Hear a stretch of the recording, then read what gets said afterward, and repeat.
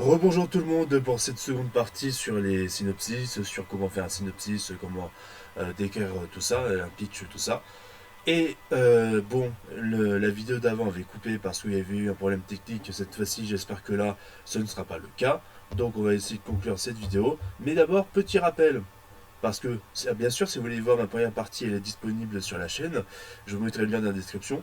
Où justement, j'avais fait un exemple de synopsis avec ces films-là qui sont juste là, voilà. Et donc du coup, et en gros ce qu'on avait vu ensemble, synopsis.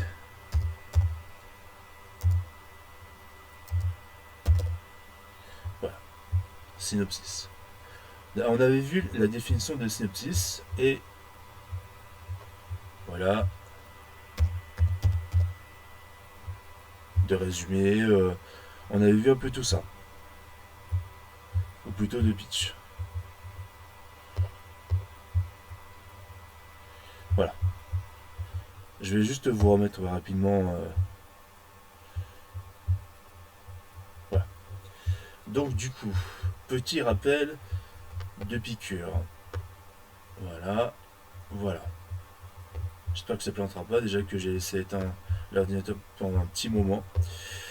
J'espère que c'est bon. Du coup, principalement connu au XXIe siècle pour son usage cinématographique, le mot synopsis désigne le résumé condensé d'un scénario. Le mot peut aussi être employé au féminin. Un dodoge désigne, excusez-moi pour le téléphone, voilà. Alors, le mot peut être employé au féminin. Un dodoge désigne alors un écrit décrivant la totalité ou un aperçu d'une œuvre ou d'une science. Mais encore,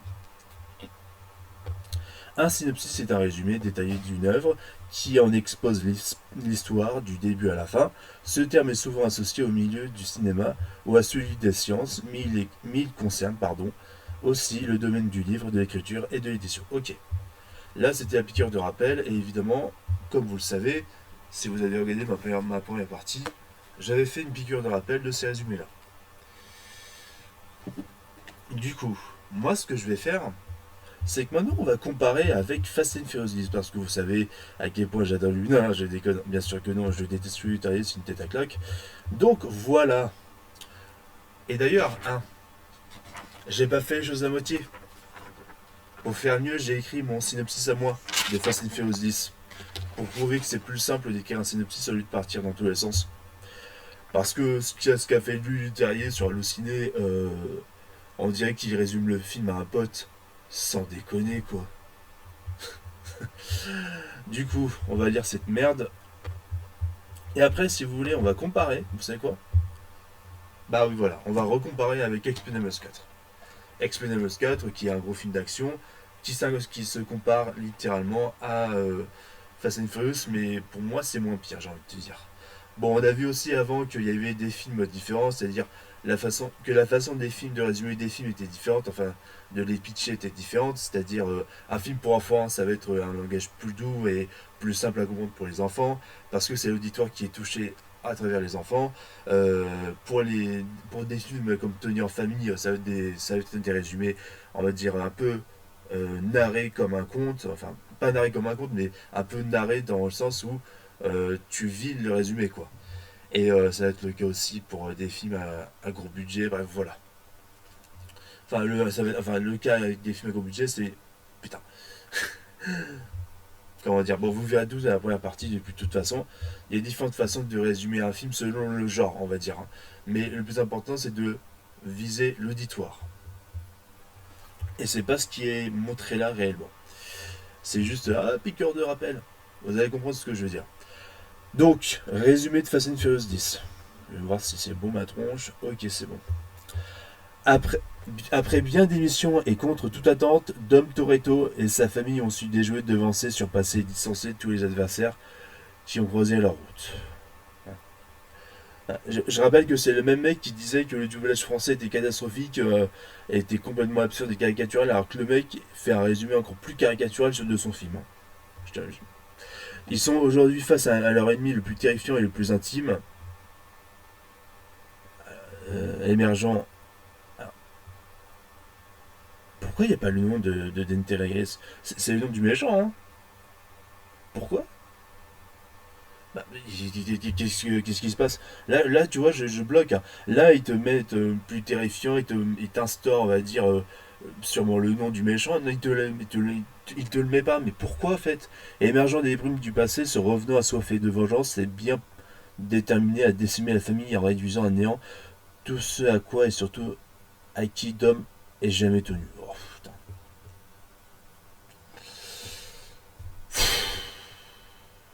Déjà, j'ai mal à la tête parce que le mec, il est obligé de te préciser comme si t'étais le dernier des simplets, quoi. Mais c'est pas possible. Je vois même pas pourquoi je me mets ces écouteurs d'ailleurs. Mais vraiment, quoi, c'est absurde. Et là, ça m'énerve, vous voyez, parce que il est obligé de préciser dans Fast and Furious 5, mais personne. Mais en fait, le gars, il te spoil Fast and Furious 5. Ok. Dans le résumé, il te spoil un film de Fast and Furious. Ok. Mais c'est dommage, parce qu'en fait, pour ceux qui n'ont pas eu le 5, comment ils vont faire? Bah, en fait, ils savent le. Ok. En fait, ils auraient pu très bien le découvrir dans le dixième film. Parce qu'en fait, bah, si vous vous souvenez, dans la scène d'introduction du Fast and Furious 10, bah, il y a la piqûre de rappel des flashbacks du 5. On aurait pu le découvrir, c'est la surprise du film, en fait. Mais sans déconner, quoi. Putain. Alors, oui, le cinquième en 2011, je supporte pas les Français qui sucent les Américains comme ça et qui se compliquent la life à résumer précisément les choses comme s'il faut absolument convaincre les gens d'aller voir leur film. Enfin, voilà. Dom et son équipe avaient fait tomber l'infâme ponte de la drogue brésilienne Hernan Reyes en précipitant son empire du haut d'un pont de. Oh putain. Non mais tu lis ça, mais je fais lire ça à ma grand-mère. Je fais lire ça à ma grand-mère. Impossible qu'elle comprenne le traître mot de ce qui est écrit là. Sans déconner. Et je vais vous lire ce putain de résumé après. Hein. En précipitant son empire du. Bref. Ils étaient loin de se douter que son fils Dente avait assisté impuissant à la scène et qu'il avait passé ces 12 dernières années, à échafauder le plan infernal qui exigeait que Dom et qui exige de Dom un prix ultime. Mais putain, arrête de faire des envolées de mots comme ça pour compliquer ton scénario, bordel. Mais sans déconner, tu n'es pas. Eh, Tony en famille. Exemple avec Tony en famille. Antonia dit Tony élève ses 5 enfants. Simple. Un job à plein temps. Elle chante aussi le soir. Pardon. C'est pas simple, bref, je recommence. Antonia dit Tony élève seule ses 5 enfants. Un job à plein temps. Elle chante aussi le soir dans des bars car il faut bien nourrir sa famille. Tony a du talent, elle a enregistré un single qui a cartonné. Mais ça, c'était il y a 20 ans. Aujourd'hui, ses deux aînés s'apprêtent à rejoindre l'université. Alors Tony s'interroge, que fera-t-elle quand toute sa progéniture aura quitté le foyer à 43 ans? Est-il encore temps de reprendre sa vie en main? Voilà.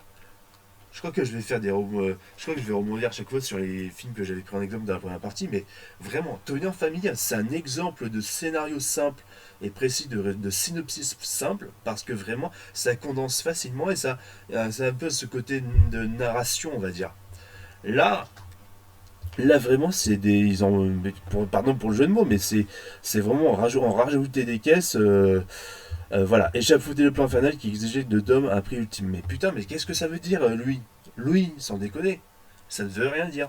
Dante va débusquer et traquer Dom. Je reviens sur Fast and Furious 10, hein, attention. Dante va débusquer et traquer Dom et sa famille. Mais déjà, c'est pas Dante. T'aurais pu préciser. Oui, enfin. Ouais. Ils te mettent déjà le nom de Dente. Mais putain, mais comme si on le connaissait. Hey, Dente, on l'a même pas vu dans le 5, frère. Il a été rajouté dans le flashback dans le 10 là. Ah, cette saga n'a aucun putain de sens. Dente va débusquer et traquer Dom et sa famille aux quatre coins du monde, de Los Angeles aux catacombes de Rome, du Brésil à... Oh putain, vas-y, ferme ta gueule. De nouvelles alliances vont se forger et de vieux ennemis... Oh putain. Oh merde. Mais tout va basculer quand Dom va comprendre que la cible principale de Dente n'est autre que son fils âgé. Oh putain. Il t'a spoilé tout le film, mais maladroitement, mais putain. Allez, c'est bon. Moi, je vais vous lire mon synopsis, vous allez voir que c'est mieux. Vous allez voir que c'est tellement mieux. Alors, putain de merde. Pardon, excusez-moi. Dom et ses proches comblent... pardon, excusez-moi. Dom et ses proches coulent des jours heureux jusqu'à ce que Dante Reyes, sorti de nulle part, que semble déterminer que possible. Pardon, excusez-moi. Dom et ses proches coulent des jours heureux jusqu'à ce que Dante Reyes, sorti de nulle part, semble déterminer que possible pour anéantir leur vie. Ainsi commence un combat inédit contre leur plus grand adversaire qui se joue au-delà des routes, impactant même le fils de Dom, Brian Toretto. On peut pas faire plus simple. On peut pas faire plus simple. On peut pas faire plus simple et efficace, c'est tout. On ne peut pas faire plus simple. Mettez-moi au défi de faire plus simple que ça. Parce que là, il te parle du 5, il te dit ils ont combattu, roulé, machin, ils utilisent tout, le mec il utilise tous les superlatifs, mais on comprend plus rien parce qu'on s'y perd dans son scénario. Et même pour te dire, là tout simplement, ça va être le cas. Bon, ça peut être le cas, mais maintenant on va comparer avec F. Gary Gray. F. Gary Gray, le réalisateur du 8. Et on va quand même voir si, à côté, c'est quand même meilleur. Parce que déjà, le résumé est plus court. Là, t'as pas besoin de résumer, voilà, les films précédents, même s'il n'y a pas de lien, bref. Voilà. Du coup, maintenant que Dom et Letty sont en lune de miel, ça c'est dans le 8, attention. Maintenant que Dom et Letty sont en lune de miel, que Brian et Mia sont rangés et que le reste de l'équipe a été disculpé, la bande de Globetrotters retrouve un semblant de vie normale. Mais quand une mystérieuse femme entraîne Dom dans le monde de la criminalité, ce dernier ne pourra éviter de trahir ses proches qui vont faire face à des épreuves qu'il n'avait jamais rencontrées jusqu'alors. Putain. Sérieusement, lui. Des rivages de Cuba aux rues de New York en passant par les plaines gelées de la mer Arctique de Barents, notre équipe va sillonner le globe pour tenter d'empêcher une anarchiste de déchaîner un chaos mondial et de ramener à la maison l'homme qui a fait d'eux une famille. Tu sens que c'est putain de Fast and Furious. Là, c'est Fast and Furious, tu te dis. C'est pas. Non, mais dans tel film. Mais putain. En fait, le problème avec Louis, c'est qu'il a touché que les gens qui connaissent cette saga de merde. Que les fans. Que son éditoire, il s'est juste concentré sur les gens de la saga. Et aussi sur des gens qui connaissent pas.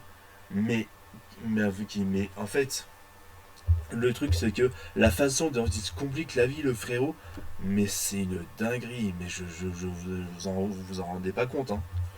Là, il essaye de rajouter des mots et tout, mais ouais, mais putain, les gens ils comprennent pas là. On te précise un vocabulaire dans le 8 intéressant dans le synopsis. Regarde, Globetrotter, Lune de miel, Dom et Letty qui fait suite par rapport au film quoi. Voilà. Empêcher une anarchiste, voilà, ramener à la maison l'homme qui a fait d'eux une famille, voilà, parce que la famille Fast and Furious, putain là c'est simple, tu vois, sans déconner. Non mais sans déconner. Conclusion de cette vidéo, pour faire un bon synopsis, il faut surtout se concentrer sur l'essentiel bien sûr de l'histoire, mais qu'en plus, faut arrêter littéralement de tout préciser, mais de littéralement tout préciser, ou aussi, il faut arrêter de mentir, parce que maintenant que j'y pense, on va quand même, voilà, on va quand même comparer avec Godzilla X Kong. On va comparer avec Godzilla X Kong parce que, ouais, ça je le voulais quand même. Maintenant que j'y pense, je voulais quand même comparer avec Godzilla X Kong. Parce que c'est d'une absurdité monumentale. Voilà.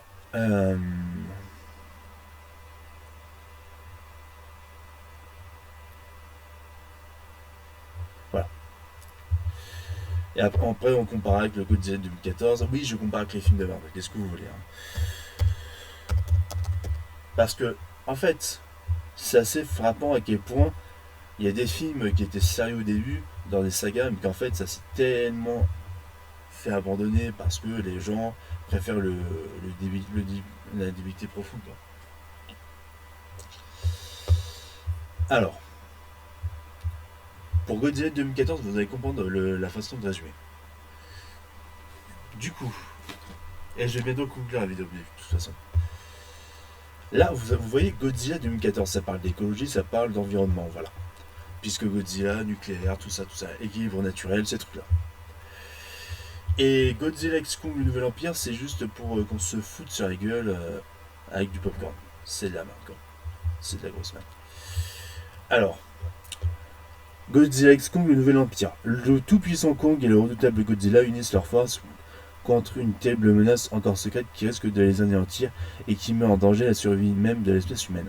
Godzilla X Kong, le Nouvel Empire remonte à l'origine des deux titans et au mystère de Skull Island, tout en révélant le combat mythique qui a contribué à façonner ces deux créatures hors du commun et lier leur sort à celui de l'homme et lier leur sort à celui de l'homme pour toujours.